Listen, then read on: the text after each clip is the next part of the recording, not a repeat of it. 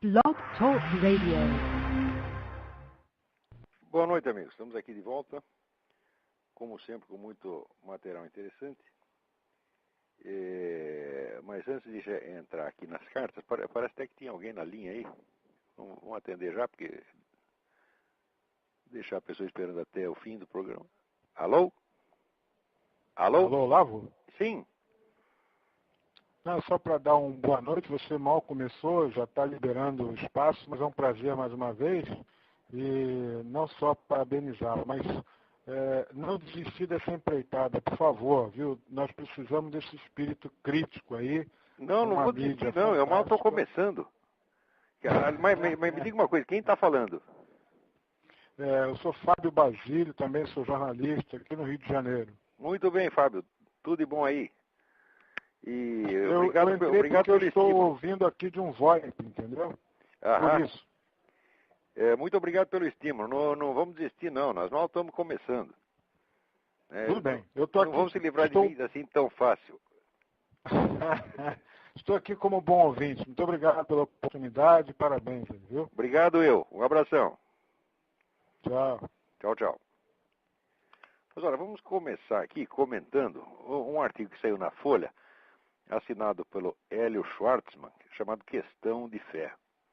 Enquanto o Brasil se prepara para receber a visita do Papa, cuja missão é ensinar aos homens os caminhos para o reino de Deus, cientistas tentam mostrar por quais caminhos Deus acabou entrando no reino dos homens. E aí vai. E ele vai acabar comentando os 3 livros dos ateístas militantes Richard Dawkins, Sam Harris e Daniel Dennett. Agora, o mais engraçado é o seguinte, que a terminologia usada já é o seguinte, religião e ciência. Então, em primeiro lugar, quem disse que o que esses camaradas estão fazendo nesses 3 livros é ciência? Quer dizer, já é um absurdo total a gente partir do princípio de que o materialismo é ciência. E se você aceita essa terminologia e tenta discutir depois em termos de conhecimento e fé, você já caiu dentro de uma armadilha. Você não pode esquecer, vamos dizer, que a primeira, num debate, num confronto de argumentos, a primeira coisa é nunca usar a linguagem do adversário, porque aí você permite que ele molde o debate. Não que você tenha que moldá-lo sem que, que o adversário perceba.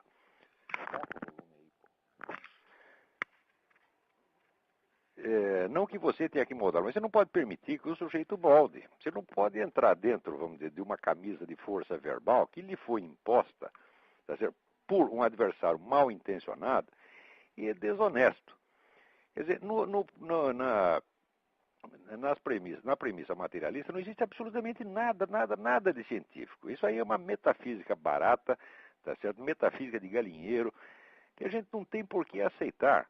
Quer dizer, religião e fé, religião e ciência é uma pinóia. Quer dizer, a nossa discussão aqui é ciência contra ciência e religião contra religião. Em primeiro lugar, nós temos, vamos dizer, a nossa ciência, que é uma ciência milenar, que tem uma continuidade, vamos dizer, desde o tempo de Aristóteles até hoje, tá certo? Da qual participam os maiores cientistas de todos os tempos. O número de cientistas crentes, religiosos ao longo da história supera enormemente o de cientistas materialistas. E os materialistas sempre foram representados por cérebros inferiores, como Epicuro, por exemplo, tá certo? Ou Demócrito, que era um camarada que fazia uma descobertazinha, mas que não tinha a estrutura intelectual nem mesmo para ele entender o que ele tinha descoberto. Quer dizer, Demócrito fez uma observaçãozinha certa, que é a questão dos átomos, e falou um monte de besteira o restante do tempo. Epicuro também fez uma observaçãozinha certa, que é exatamente a crítica que ele faz a Demócrito, mas o resto da filosofia dele é uma besteirada sem fim. Colocar esses camaradas no nível de um Aristóteles e de um Platão já é absurdo. Ao longo da história, o que você vai ver é que o materialismo sempre foi uma coisa de pessoa de inteligência inferior, de pessoa incapaz de entender as coisas além de um certo nível. E ainda hoje é a mesma coisa. Esses 3, por exemplo, Dawkins, Harris e Dennett, seria muito interessante vocês lerem o comentário que foi feito a respeito, um longo comentário do Michael Novak, que saiu na National Review. que reduz esses três assim, abaixo de merda. Porque primeiro ele começa a demonstrar que eles têm uma concepção pueril a respeito de Deus. Quer dizer, as ideias que eles têm sobre o que seja Deus, tá certo? São ideias de um menino de 10 anos no máximo. É uma coisa que revela, não só em cultura, como falta de inteligência. Eu estou seguro que o Dawkins não é um homem inteligente. E o Dennett e o Harris, muito menos, mas nem mesmo inteligente. Cultura falta totalmente a esses camaradas. Eles não sabem do que estão falando, eles não têm a menor ideia do que seja teologia, do que seja espiritualidade, tá certo? Do que seja a mística. É tudo chute. Esses camaradas eles são 3 Rodrigos Constantino, melhor Rodrigo Constantino falando em inglês, você está entendendo? Agora, como é que nós vamos respeitar essas pessoas e colocá-las como seus representantes da ciência? Quer dizer, a obra científica do Dawkins é zero. Até hoje só foi besteira. Aquele negócio do gen egoísta, isso já foi desmoralizado há muito tempo. Quer dizer, não é porque o sujeito tem um cargo, é professor não sei aonde, que nós vamos acreditar que ele é um porta-voz da ciência. Tá certo? A pessoa nem sabe o que é ciência e não é capaz de levar uma discussão séria sobre metodologia científica durante 5 minutos. Né? Agora, pelo lado da religião, é incrível que os defensores da religião também não a conhecem, porque de cara eles aceitam, né, que crer ou não crer em Deus é matéria de fé. Ora, a doutrina católica diz exatamente o contrário. Você crer em Deus é matéria de prova racional, tá certo? Agora, você crer nos artigos específicos, nos pontos específicos da fé cristã, como o nascimento virginal miraculoso do Cristo, a ressurreição, etc., aí sim é matéria de fé. Mas a crença em Deus não é matéria de fé de maneira alguma. Mas você vê a totalidade dos defensores da religião já entram em campo vestindo a camisa de força que o adversário lhe impôs. E diz que não, todos nós temos o direito de crer. Você não tem o direito de não crer de jeito nenhum. Você tem o direito de ser burro. Quer dizer, o sujeito que não é capaz de entender, vamos dizer, a noção mesmo do que seja Deus, ele tem o direito de não acreditar, só nessa medida em que ele tem o direito de ser burro. A existência de Deus não é matéria de fé. Essa é matéria de prova racional. E isso já está mais do que provado há muito tempo. Não se pode admitir, vamos dizer, que uma pessoa seja intelectualmente respeitável quando entra no debate sem nem mesmo conhecer isto, né, imaginando que a totalidade da religião é pura questão de fé. O sujeito que diz isso é uma besta quadrada, não entende nada do que está falando, pô. Você tem que aprender a se respeitar a si mesmo e respeitar a sua própria religião em primeiro lugar. Quer dizer, se vocês acham que a igreja durou 2000 anos, assim, só com o negócio de matéria de fé, tá certo? Na base da pura irracionalidade, então você já está depreciando sua própria igreja. Pelo amor de Deus, vai conhecer, vai estudar um pouco, tá certo? Hoje em dia, por exemplo, existe um autor aqui nos Estados Unidos que se chama o padre Stanley Jaki, J-A-K-I. E eu acho que qualquer sujeito que entre nessa discussão de ciência e religião, que pelo menos não lê os livros do Jaki, está por fora, e é melhor ficar quieto. Então, desde logo, vamos dizer o seguinte: a ciência significa um conhecimento racional organizado.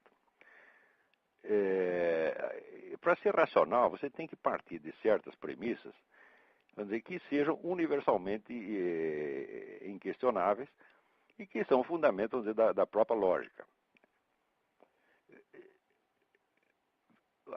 Quando nós temos, vamos dizer, partimos da premissa de que a base, a origem do conhecimento é a experiência, nós temos que entender primeiro o que é a experiência. A experiência se dá sempre dentro de um quadro, vamos dizer, existencial, que é este mundo em que nós vivemos. Então, a existência do mundo é a primeira premissa da ciência. A segunda premissa, tá certo, tem que ser, vamos dizer, a natureza do próprio conhecimento humano. Tá certo? Você não vai encontrar uma única época na história em que os seres humanos tenham vivido na ignorância total e nem alguma em que eles tenham vivido na total sabedoria. O ser humano vive, desde que ele existe, ele vive num lusco-fusco, ele vive numa mistura de sabedoria e ignorância, mistura de conhecimento e ignorância. Isso quer dizer que a realidade dentro da qual nós estamos, ela tem necessariamente extensões para além do limite conhecido. E isto não é uma coincidência, não é uma situação provisória que nós possamos ter a esperança de vencer amanhã. Nós nunca chegaremos ao conhecimento total, porque isso é incompatível com a própria duração da vida humana. Uma criatura que vive durante um período X e depois morre, ela não pode ter o conhecimento total, porque ela não pode ter o conhecimento do que se fica sabendo no dia seguinte, porque ela morreu. Portanto, a ambição do conhecimento total é incompatível com a própria estrutura da realidade na qual nós temos. Isso quer dizer que essa estrutura da realidade ela comporta necessariamente a noção de um para-além, de uma transcendência. Ela incorpora isso necessariamente. E quem não for capaz de aprender isso, não tem o direito de abrir a boca num debate científico. Quer dizer, a noção da transcendência é absolutamente necessária para qualquer raciocínio que você comece a fazer. Por outro lado, vamos dizer, a atitude que você tem perante essa transcendência só pode ser duas. Quer dizer, ou é uma atitude de abertura confiante, ou é uma atitude de recuo temeroso. Só existem essas duas. Tá certo? A atitude de abertura é a que preside a fundação da filosofia e das ciências e das religiões. A outra atitude é o que produz o gnosticismo. O que é o gnosticismo? O gnosticismo é você ter medo de Deus ao ponto de você odiá-lo e de você não querer mais pensar naquilo. Quer dizer, o negócio da transcendência, a transcendência te apavora de tal maneira que você tem que fechar os olhos e negar que aquilo existe. E pior ainda, então você inventa 3 ou 4 preceitos metodológicos, diz o seguinte: daqui para dentro nós só vamos investigar isto, mais isto, mais isto, mais isto. O que estiver fora disso não interessa e nem mesmo existe. Então você criou uma gaiolinha mental e entra dentro dela e chama isso de ciência e de método científico. Você fala, vá pra puta que eu pariu. Isso é uma palhaçada. O preceito materialista, as premissas materialistas são uma palhaçada. Tá certo? Não podem ser respeitadas e se você aceita discutir religião e ciência nestes termos, você é até pior do que o seu adversário. Porque o adversário, pelo menos ele tem a cara de pau, tá certo? De se fechar dentro da gaiolinha e dizer que só aquilo existe. Agora você não, você sabe que existe uma coisa para lá, mas você não a respeita. Quer dizer, você acredita que aquele sujeito que construiu a gaiolinha e se entrou dentro, ele tem o direito de colocar você lá dentro também e dizer que ele é mais sábio do que você. Se você aceita isso, você é tão burro quanto ele, é pior ainda, porque você está sendo manipulado por um burro.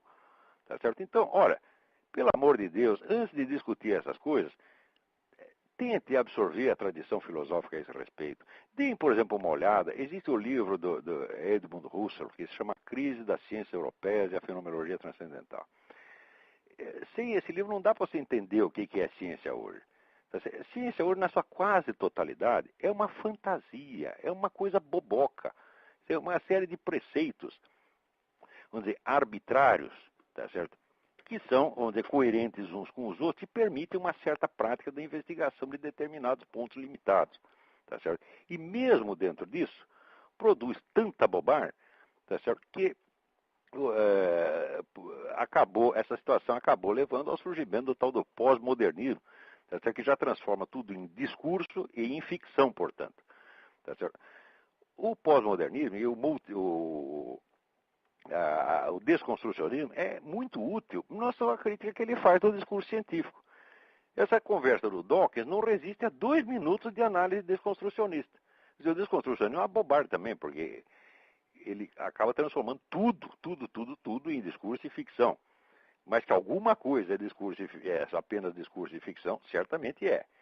Então, qualquer crítico desconstrucionista é capaz de acabar com esse argumento do Dawkins em 2 minutos. Agora, as pessoas que nem sabem o que é isso e que às vezes se sentem superiores ao desconstrucionismo sem nunca ter lido uma linha a respeito, esses caem na conversa. Então, é o caso do Hélio Schwartzman, que até é um artigo bem intencionado, coitadinho, mas assim, está tão abaixo da discussão, tão, que é uma coisa deplorável de você ficar com dó. Eu quase choro aqui lendo o artigo do Hélio Schwartzman. Coitado do Hélio Schwartzman, ele está tentando entender o negócio, mas ele não chega lá, você está entendendo? Tem pessoa também que a gente pensa assim, eu lembro de uma frase que se dizia do antigo presidente da Câmara, o Bilac Pinto, que uma vez um senador dele, olha, o Bilac ele lê, mas não cabe. Entendeu? Quer dizer, a cabeça do negro não comporta aquilo. A gente precisa saber as nossas limitações intelectuais, né? E não ir muito além das chinelas. Mas o brasileiro tem um tal amor por dar palpite, um tal amor por ter opiniões, um tal amor por debater, né? Que é uma coisa absolutamente mórbida. Como é que pessoas que não têm amor ao conhecimento têm tanto amor ao debate? Olha, eu não entro para debater um assunto no qual eu não tenha lido pelo menos 50 livros. E livros importantes, quer dizer, que você, porque não é sair lendo, como as pessoas falam. Também tem, no Brasil, os caras têm a mania de ler. Eu tinha um colega que lia, quando eu era jovem, eu tinha um colega, a gente morava junto no meu apartamento, ele tinha pilhas e pilhas de livros, ele lia o dia inteiro, ele lia. Um dia ele virou para mim assim e disse, olha, me diga uma coisa, você entende o que você lê?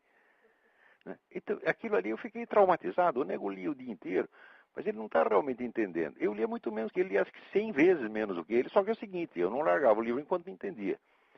E, em segundo lugar, é você saber o que é para ler. O que é para ler, você tem que conhecer a história das disciplinas que você vai estudar, tá certo?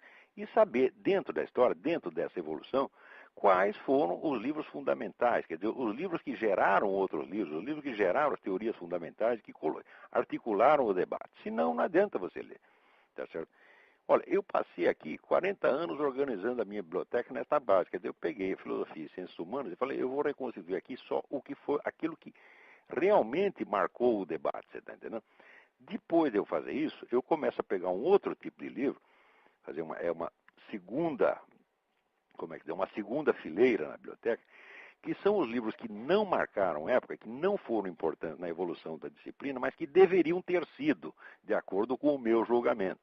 Então, são obras de segundo plano, historicamente de segundo plano, mas cujo valor intrínseco seria grande. Então, estas obras, elas mostram já não a evolução histórica da disciplina, mas a evolução futura possível. Quer dizer, foram as sementes importantes que foram abandonadas. Mas é claro, para você chegar ao ponto de poder descobrir esse segundo tipo de livro, você precisa ter absorvido vamos dizer, os primeiros. Quer dizer, primeiro os livros que foram historicamente fundamentais, depois os outros. Né? Então, bom, agora, vamos ver aqui temos aqui uma pergunta que já está esperando faz 2 semanas, que é do Edward Wolff. Diz aqui, as igrejas protestantes denominadas carismáticas apresentam em seus cultos e reuniões uma grande quantidade de sinais e maravilhas, como curas de doenças graves, eliminação de vícios aparentemente incorrigíveis, exorcismos, profecias, visões angélicas, etc. Não sem frequência, após o batismo no Espírito Santo, alguns fiéis entram em êxtase, manifestando dons sobrenaturais, como falar em línguas estranhas, chamada glossolalia, entre outros. Pergunto, o senhor acha possível que esses fiéis, entregando-se a igrejas que lhes tragam alívio rápido para seus sofrimentos e aflições, estejam, na verdade, sendo enganados e manipulados por espíritos demoníacos, conforme adverte São Paulo na segunda carta aos Tessalonicenses, capítulo 2, versículo 9 e 12. Olha, eu acho que é bem possível. Deve haver um grande número de casos que seja exatamente isso. Quer dizer, o pastor está completamente enganado e o outro entra no engano dele e os dois se enganam um ao outro. Quer dizer, um faz uma besteira, o outro confirma a besteira. Tá certo?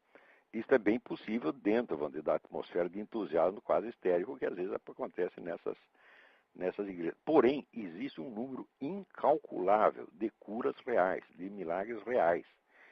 Quer dizer, que não, vamos dizer, não resistem não, vamos dizer, não, que resistem bem a uma crítica, a um exame, tá certo? Então, o certo é fazer como a Igreja Católica sempre fez, quer dizer, ela tem uma comissão de gente encarregada de separar o joio do trigo, não é isso?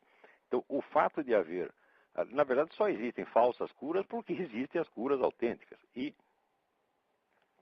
quer dizer, eu mesmo já fui testemunha disso inúmeras vezes, tá certo? Eu me beneficiei disso, muitas vezes pessoalmente, então eu não posso negar, tenho que dar meu próprio testemunho. Então, também a gente não deve nem olhar esses fenômenos com uma pretensa superioridade intelectual, que isso é uma bobagem. Né? O sujeito que, por exemplo, que começa a rir dessas curas miraculosas, você está rindo, então faça uma você, já que você é tão superior, faça uma. Né? Então experimenta aí, cura a hemorroida do seu vizinho, né? Você não é capaz de fazer, então não enche o saco, porra. Né? Eu não sou capaz não tenho cara de pau para criticar coisas que estão acima da minha capacidade. Se eu não sei fazer aquilo, mas veja, eu cresci ouvindo discussões de futebol, né? e ouvia lá, reunia meus parentes, os amigos do meu pai, então ficavam todos dando palpite sobre futebol. Eram uns velhos gordos que eram incapazes de correr 3 metros sem ter um infarte. E que ficavam cagando regras sobre como o Mané Garrincha devia jogar. Eu achava, já quando pequeno, eu já achava aquilo de um ridículo atroz. Eu falava, olha, eu não sei jogar, eu não sou capaz de fazer, então deixa eu me recolher a minha insignificância, né? A gente curte o jogo como pode, né? E aplaude quando dá, mas ficar fazendo de conta que você é engenheiro de futebol, isso é muito ridículo.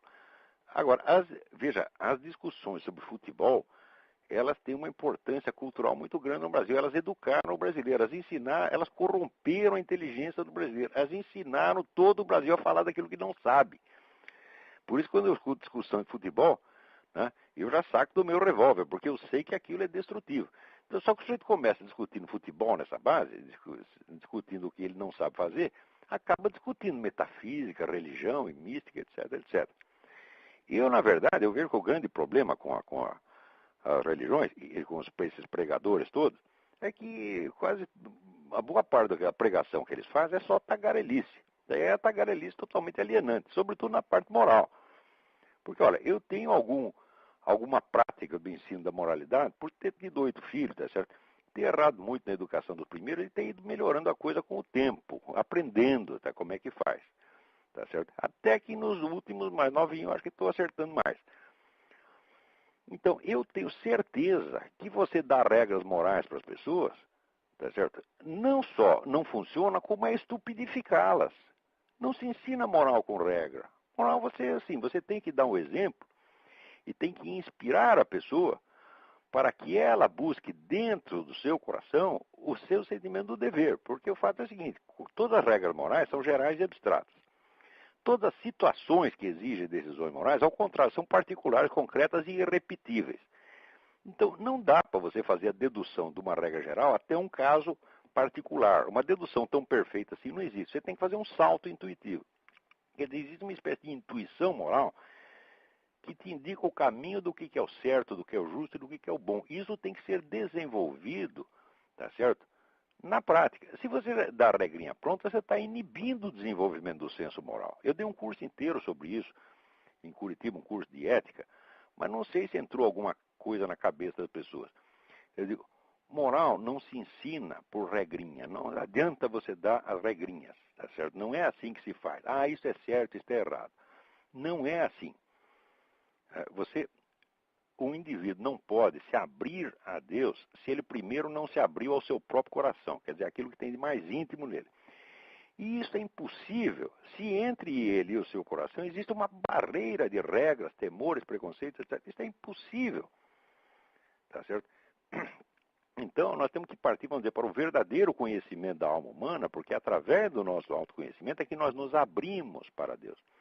E quando eu digo dar o exemplo, não quer dizer que você tem que ser um santo, você tem que acertar em tudo. Não, mas aquelas coisas boas que você fez com plena consciência, com plena, vamos dizer, certeza de que aquilo era o justo naquela situação, certeza após o devido autoexame, após a devida autocrítica, etc, etc.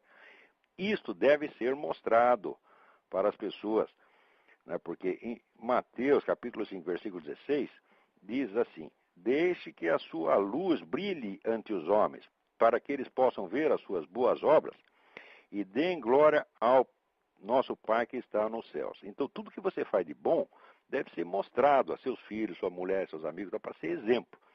Exemplo não quer dizer regra, não quer dizer que eles têm que te imitar.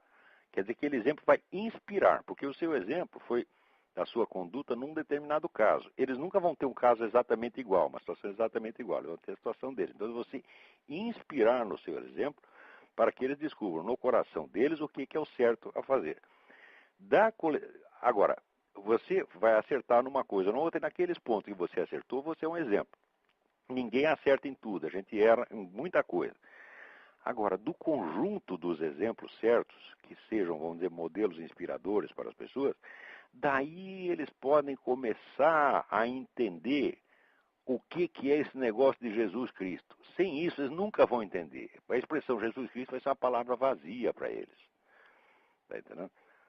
Por quê? Vamos dizer, o bem só existe no próprio Deus encarnado, o bem em sentido pleno.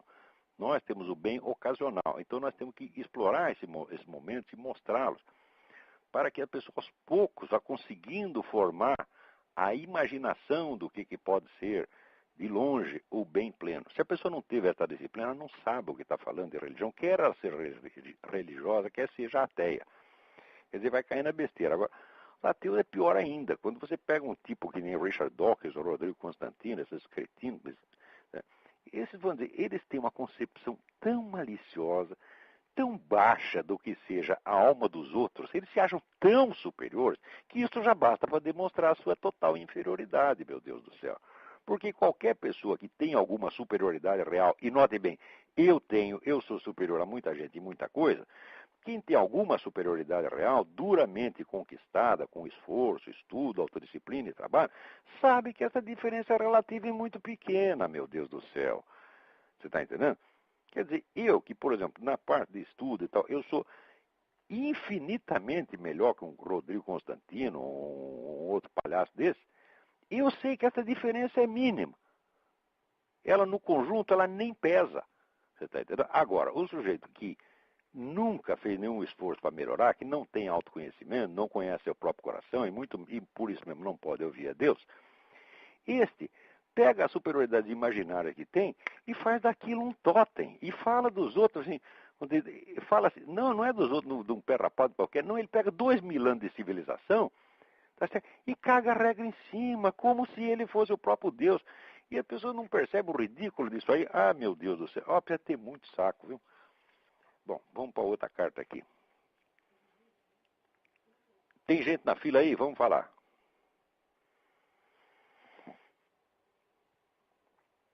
Alô? Alô? Alô? Quem está na linha? Alô, Olavo? Eu? Ué, e quem fala é Arthur, de Fortaleza? Tudo bem, Arthur? Tudo bem.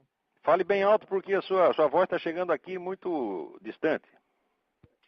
Tá certo. Minha pergunta é sobre aquele assunto da expansão do Islã. Sei. Eu falo algumas atrás, das taricas. Eu queria saber se eu entendi bem. Como é que elas começaram? O senhor disse que parte delas, como teria começado isso? Os cheques seriam simplesmente articulados para islamizar o Ocidente? Fale um pouco mais alto, Arthur. Eu não estou ouvindo você bem. Se eu não ouvir sua pergunta, eu não posso respondê-la. Como é que teria começado Essas taricas? Taricas? Ah, tá bom. Eu vou te explicar já. Okay? As taricas começaram ainda no tempo de Maomé.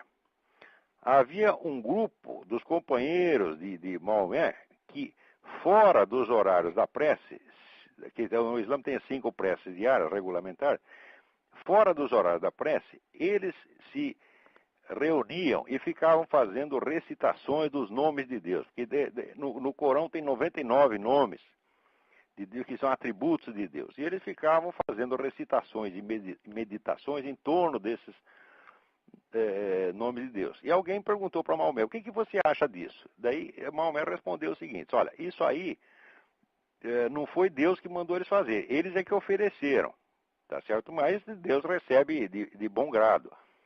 Então quer dizer que Maomé deu a sua aprovação a esta atividade, vamos dizer, por assim dizer, esotérica das taricas. Então elas são uma tradição que remonta à própria fundação do Islã. E mais ainda, as taricas que são autênticas, elas têm que ter a sua árvore genealógica. Elas têm que mostrar que, em última instância, elas nasceram de um desses primeiros companheiros de Maomé. Tá certo? Então existe tarica e existe pseudo-tarica. Existem os caras imitando aí e até tomando dinheiro dos outros, dizendo que está praticando sufismo, não é sufi, é porra nenhuma. Né? Mas existe a árvore genealógica da tarica tem que ser mostrada. Tá certo? Agora, uma coisa importante é o seguinte, quando eu digo que é preciso resistir a esta invasão islâmica, é preciso combatê-la, isso não quer dizer que o Islã seja 100% mal. Isso aí é a mania de brasileiro. O brasileiro acha assim, quando você combate uma coisa, você tem que achar que está tudo errado ali. Fala, não é assim. A vida não é simples assim. Se fosse simples, Tá certo? Se fosse assim, seria muito fácil as pessoas descobrirem o certo e o errado em todas as circunstâncias. Agora, nós sabemos que não é assim. Na vida existem contradições, tensões e ambiguidades, às vezes insolúveis. Tá certo? E nós não somos obrigados a resolver todas as contradições. Tá certo? Deus nos obrigou a isso. E quem tem mania disso é brasileiro. Ele diz, você falou não sei o quê, mas agora você falou mal daquilo, mas agora você está falando bem da mesma coisa. Eu digo, olha, a vida é assim, meu filho, tem aspectos bons e maus em tudo. Tá certo? A gente tem que tomar a nossa posição, tomar a nossa atitude, tá certo? Mas não tentar ser, vamos dizer, esse tipo de coerência em bloco que o brasileiro busca é uma coisa fetichista, isso não existe. Isso é só no mundo da carochinha. Nós vivemos no meio da contradição e da ambiguidade. O que não quer dizer que nós não tenhamos que tomar atitudes claras. Temos que tomar atitudes claras, mas não quer dizer que junto com a atitude, por exemplo, de condenação de uma coisa, eu tenha que condenar tudo que vem junto com ela. Isso não é assim. Certo. Tá bom, Arthur? Tá bom. Obrigadão. Obrigado. Então, aqui tem uma carta do Juliano Cisotti, que ele pediu aqui um resumo da minha filosofia para um trabalho que ele está fazendo, tá certo? E daí eu recebi uma carta do Moacir Francisco. Não é, peraí. Eita, já estou fazendo confusão. Eu recebi uma carta de um outro cidadão aqui, que agora estou procurando a carta e não acho que isso aqui é carta que não acaba mais. Lembrando que eu tinha escrito um resumo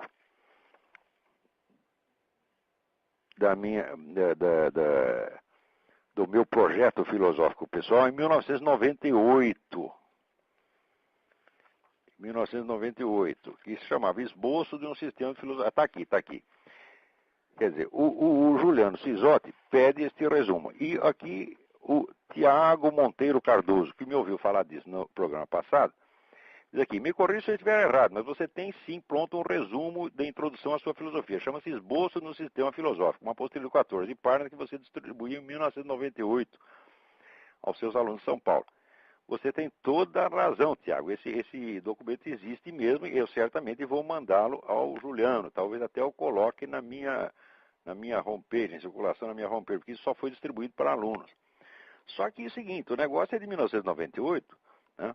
Passaram-se 9 anos e durante esse período eu acrescentei muita coisa, aprendi muita coisa. Tá certo? E tenho coisas a corrigir também ali. De maneira que quem tem este resumo de 1998, fique informado de que, bom, em linhas gerais aquilo está certo, mas tem muita coisa a acrescentar e tem alguma coisa a corrigir ali, tá certo? Eu seria um caso patológico se nesses 9 anos não tivesse aprendido nada, tá certo? E não tivesse nada em mim mesmo para criticar. Aqui o Henrique Lima diz, você não me conhece, sou o dono da comunidade True Outspeak Talk Show no Orkut. Pretendo passar por Richmond na segunda semana de julho. Se eu for, existe a possibilidade de encontrar? Claro que existe, será um prazer. Você avise quando vai chegar, nós vamos buscar você no aeroporto, tá bom? Vamos aqui para alguma outra cartinha aqui.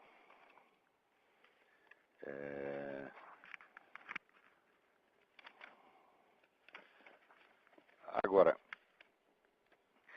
gostaria que o senhor fizesse um paralelo com o exemplo da aplicação da estratégia de Gramsci e as ações de Hugo Chávez.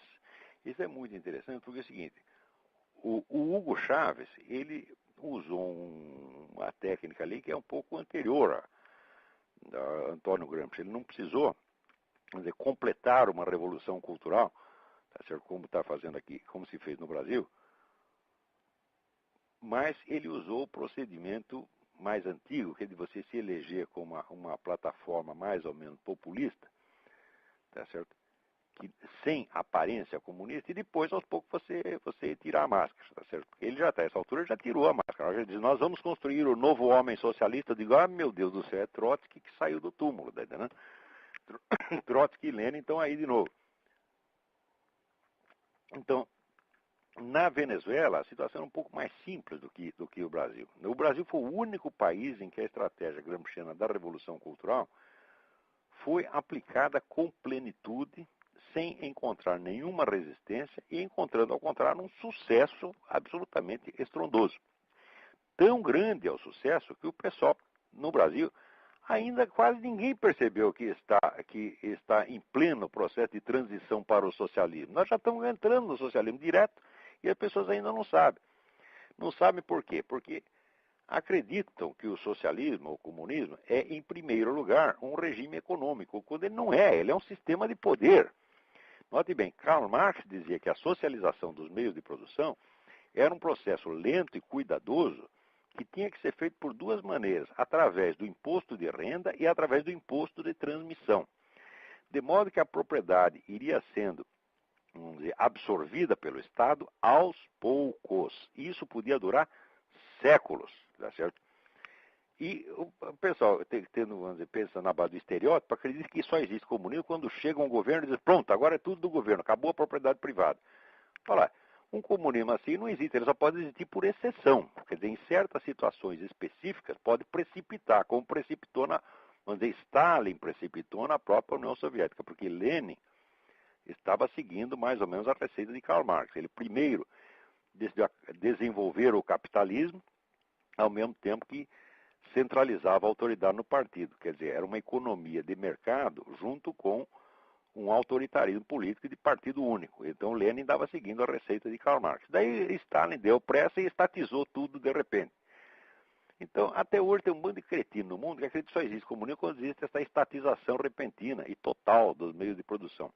Total não chegou a ser nem na União Soviética. Na União Soviética, 50% da economia soviética continuou sendo economia privada, livre mercado, até o fim do regime soviético. Porque a impossibilidade da economia, impossibilidade material da economia socialista, que já tinha, Ludwig von Mises já tinha demonstrado, faz com que o socialismo como regime econômico não exista. Ele é sempre apenas um capitalismo disfarçado. Sempre foi isso e sempre será.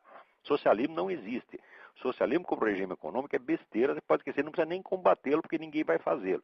O que existe é o socialismo como esquema de poder. Isso é importante, é isso que nós temos que combater. E o socialismo como esquema de poder já está implantado no Brasil. Você não tem um único partido que atue fora, vamos dizer, dos cânones da Revolução Cultural. Nem mesmo o tal do PFL. O PFL é totalmente subserviente ao esquema da Revolução Cultural. Eles são contra o Lula, contra o PT, mas não quer dizer que sejam contra a ideia socialista. Não são de maneira alguma. Eles estão todos colaborando. Tá certo? E esse unanimismo, essa ausência de oposição ideológica, no Brasil só existe, vamos dizer, oposição administrativa. O sujeito é contra uma ou outra coisa que o governo fez.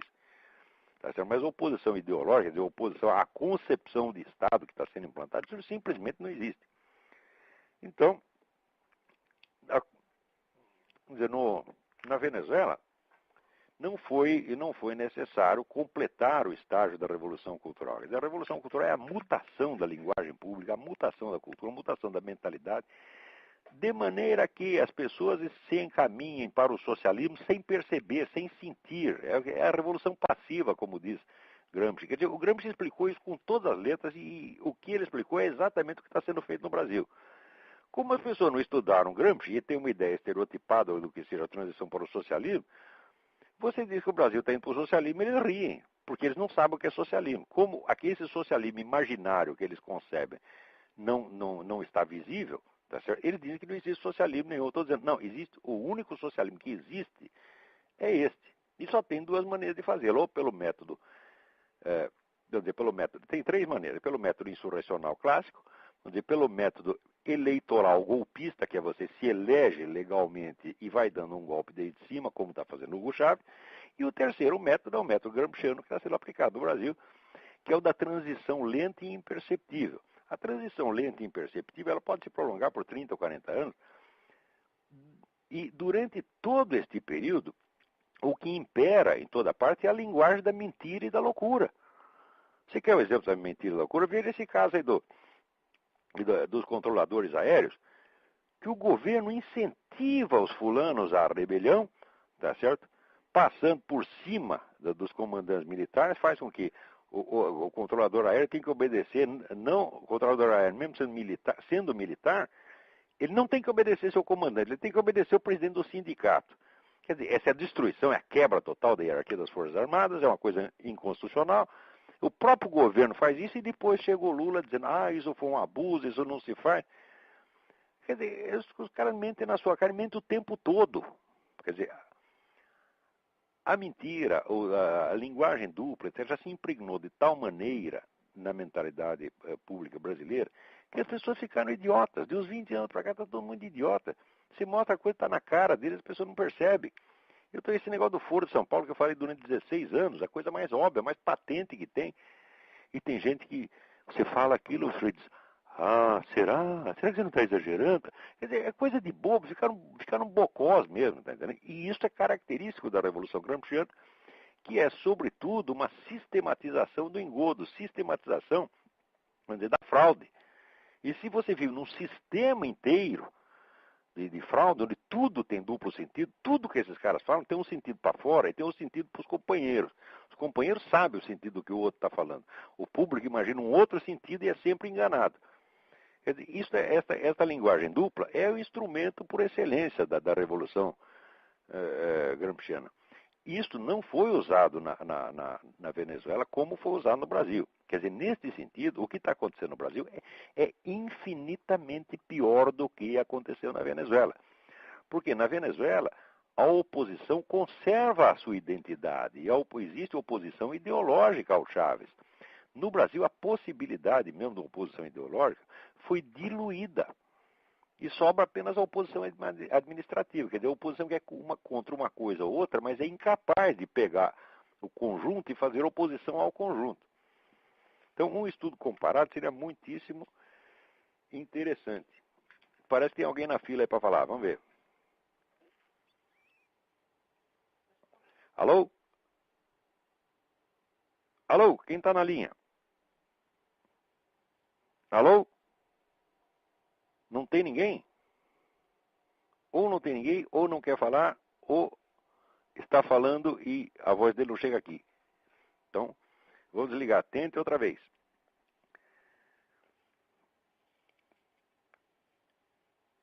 Muito bem. Então, as escolas britânicas estão introduzindo aqui contos infantis com temática gay para crianças de 4 a 11 anos de idade. Quer dizer, já está ensinando os menininhos a virar tudo viado desde 4 anos de idade. Se isso não é pedofilia, eu não sei o que é. Porque isso é indução das crianças a uma conduta, vamos dizer, sexual voltada especificamente à busca do prazer. Porque, você vê, o sexo heterossexual ele tem várias finalidades, entre as quais o prazer não é nem uma finalidade, o prazer é uma coisa que acontece ou não acontece. Porque se você, por experiência, digo, se você vai transar buscando prazer, você não encontra nada. O que você você fica numa determinada pessoa que te atrai, tá certo? Agora, se você está buscando prazer, pensando só em você mesmo, não vai funcionar, porque você entra num estado de, quase que de hipnose. Mas a relação homossexual ela visa exclusivamente o prazer, tá certo? Não tem, claro que pode haver elementos de afeição, tá, mas a finalidade dela ela não tem, como não tem nenhuma relação com a procriação, com fazer família, etc. A finalidade dela é exclusivamente prazer. Ora, uma criança de 4 anos ela não tem ainda ideia, vamos dizer, de uma atividade sexual para o prazer. Ela pode ter ideia da estrutura familiar, da geração, da ligação entre o sexo e a geração. Isso ela pode ter, tá certo? Mas o sexo como veículo de prazer, a pessoa precisa ter um pouco mais de desenvolvimento físico para entender uma coisa dessa. Mas se ela já é inoculada com a ideia homossexual desde pequenininha, isso aí só serve para fazer clientela para os adultos que queiram desfrutar delas. Isto aqui já é abrir a porta para a pedofilia. Porque se eu for ensinar, vamos supor que eu vou ensinar o sexo heterossexual a uma criança de 4 anos. E começo a ensinar o prazer, né, as posições, etc. Eu estou induzindo, eu estou sexualizando a criança antes de que ela esteja até anatomicamente pronta para isso. Quer dizer, eu a estou induzindo, tá certo, à busca de uma coisa que ela ainda não sabe o que é e da qual ela não vai ter experiência efetiva até ela ser capaz de ter um orgasmo, com ejaculação e tudo, entendeu? Então, o que eu estou fazendo? Isso é pedofilia. Se fosse ensinar o prazer heterossexual a uma criança de 4 anos, já seria pedofilia. O prazer homossexual mais ainda, porque ele não tem nem mesmo o pretexto, vamos dizer, da reprodução. Agora, tem uma carta aqui, um sujeito que escreveu enfesado, não teve nem a coragem de assinar, assinou com o pseudônimo. Eu não deveria responder, porque cartas anônimas são sempre sacanagem, sacanagem. Mas eu acho que ela não deixa de ser interessante sob certo aspecto. Deixa eu ver se eu acho a carta aqui. Aqui. O e-mail do indivíduo é tirando, onda, sim, @hotmail.com. Caro Olavo de Carvalho, sei que o senhor é um homem letrado, culto, enfim, erudito. Não sei se o senhor irá ler esse e-mail que lhe envio, mas mesmo assim me atrevo a, digamos, fazer uma contracrítica a partir de suas palavras quanto à homossexualidade tratadas no site da Universidade Estadual de Goiás. Não me identificarei, pois isso não vem ao caso. O que vem realmente ao caso são as noções totalmente, diz ele, imbuídas. Imbuídas, Sei. Eu sei o que você imbui. Imbui. Né? Imbuídas de preconceitos que o senhor impôs no referido site. Como homem estudioso, o senhor deveria saber que quando adentramos no universo do saber, devemos deixar de lá nossas pré-noções, nossos valores de juízo, para entrar no universo da cientificidade. Sendo assim, te faço uma pergunta. Será que não percebes o quanto é preconceituoso ao dizer que os homossexuais vão na igreja para se beijarem? Onde já se viu uma pessoa ir na igreja para beijar alguém? E aí vai. Olha aqui, o menino, rapaz, não sei que merda você é. Tá, né? Em primeiro lugar, se você quer discutir o que eu escrevo, primeiro aprenda a ler, porque eu disse claramente ali o seguinte, que o nego que vai na igreja no intuito de ficar dando amasso no seu parceiro lá dentro, não é um homossexual, e sim é um exibicionista sádico. Tá certo? Eu, em seguida, disse, não se pode confundir o que é. O exibicionista sádico, ele tem prazer em escandalizar os outros, em ferir os sentimentos religiosos dos outros. O que isso tem a ver com homossexualidade? Nada. Até eu disse, a homossexualidade é um impulso humano, mas o impulso da blasfêmia, o impulso de ferir os sentimentos religiosos dos outros, é um impulso demoníaco. Eu distingui as duas coisas e você me escreve aqui para dizer que não são a mesma coisa? Ora, vai aprender a ler, moleque, vá se imbuir de alguma cultura, tá certo? Pare de se imbuir, tá certo? Disso que você costuma se imbuir. Bom, pode se imbuir, vá, divirta-se, mas imbua-se também de alguma cultura, porque isto não custa. Note bem, eu nunca critiquei nenhuma conduta sexual de quem quer que fosse e nem seria capaz de criticar, tá certo? O que eu acho, e o que eu aprendi também na Bíblia, é que pessoas que, vamos dizer, se dedicam a isso e fazem disso o sentido da sua vida e buscam o tempo todo, são pessoas fúteis e o pecado está nisso. Eu não acredito, sinceramente, eu posso estar errado teologicamente, mas eu não acredito que nenhuma conduta sexual em si seja pecaminosa. Eu não consigo acreditar. Eu acredito que o hábito, tá certo? E quando aquilo se torna o centro da vida da pessoa, quando ela cria uma identidade baseada naquilo, aí sim o negócio é grave, tá certo? Ora, esse negócio de movimento, eu não tenho nada contra a pessoa ser homossexual, mas a hora que o sujeito entrou no movimento gay, o que ele fez? Ele criou uma identidade de homossexual. Quer dizer, a identidade dele é definida pelo tipo de tesão que ele tem. Uma pessoa que faz isso é um idiota completo, já está completamente pervertido, já pegou sua inteligência e jogou no lixo. Tá certo? Já imbuiu a inteligência naquele lugar, tá entendendo? Então, isso aí é um pecado hediondo, você está se degradando, tá certo? Porque se você é homossexual, se eu vou fazer agora da minha identidade, do meu prazer heterossexual, a minha identidade. Então eu vou ficar mostrando meu pinto por aí, dizendo, olha, eu sou o machão, eu como todo mundo. Será que eu vou fazer uma merda dessa? Então, agora, o que é isso? Identidade, meu filho, é aquilo que você construiu, tá certo? A partir, vamos dizer, da busca do certo e errado, a partir da busca do conhecimento do seu próprio coração, a partir das suas decisões morais sérias, tá certo? Isto, a partir da sua biografia interior, construída no confronto com grandes decisões, isto é a sua identidade, não a sua preferência sexual, meu Deus do céu. Imagina o seguinte, O nego aqui é o maior machão, tá certo? Vive pinto duro o dia inteiro, come todas as mulheres. Um dia é o seguinte, ele fica impotente. Ele vai ficar sem identidade por causa disso? Ora, porra! Você nunca ouviu falar a história de Pedro Abelardo? Pedro Abelardo, o sujeito que comia, era um professor que comia uma aluna chamada Heloísa. Tá certo? Daí um dia, enquanto estava comendo, tá tudo bem, porque não afetava ninguém. Daí um dia ele resolveu catar a moça, fugir e casar. Daí os irmãos dela foram, pegaram o sujeito e caparam ele. Caparam, o que ele fez? Meu mundo caiu, acabou tudo, acabou minha identidade? Não, ele falou, bom, agora não dá para comer ninguém, agora eu vou trabalhar, fazer um negócio sério. Sentou e escreveu livros importantes de filosofia. E nós devemos, onde esses irmãos da Heloísa que caparam o sujeito até algum benefício à história intelectual da humanidade. Tá certo? E tem muitas pessoas que talvez devessem ser capadas para elas ver que a identidade, que, com saco, sem saco, tá certo? A identidade humana existe. E que esse negócio de identidade hétero, identidade homossexual, isso é frescura, é veadagem nos dois casos. O negro que tem identidade hétero, tá certo? Ele é tão viado quanto o sujeito tem identidade homossexual, porque tudo isso é veadagem, é frescura. Tá certo? A identidade pertence à história moral da humanidade, tá certo? E não à sua história instintiva. Quem tem identidade baseada no sexo é um idiota perfeito. E esse está no pecado, sim, porque ele está degradando sua condição humana. Tá certo? Bom, muito bem. E tem alguém na fila? Vamos ver.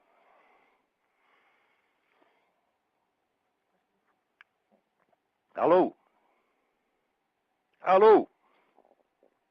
Tem alguém tentando falar, mas não consegue, não chega a voz do sujeito aqui. Pronto, saiu da linha.